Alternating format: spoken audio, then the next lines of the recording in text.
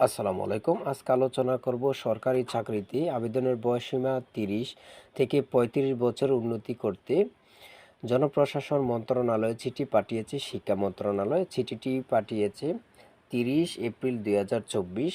আমি দেখিয়ে দিচ্ছি যে কে পাঠিয়েছে।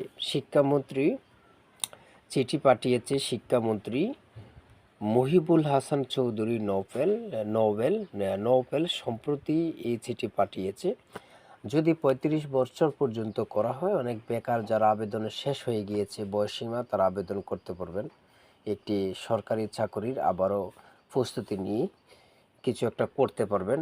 দেখা যাচ্ছে এখন বাংলাদেশের যে অবস্থা, পড়ালেখা করতে করতে 28-29 বছর চলে যায়, 30 বছর হলে ওই বয়স চলে যাচ্ছে, আর ভালো করে প্রস্তুতি নিয়ে একটা চাকরি নিতে পারে না, ঠিক না?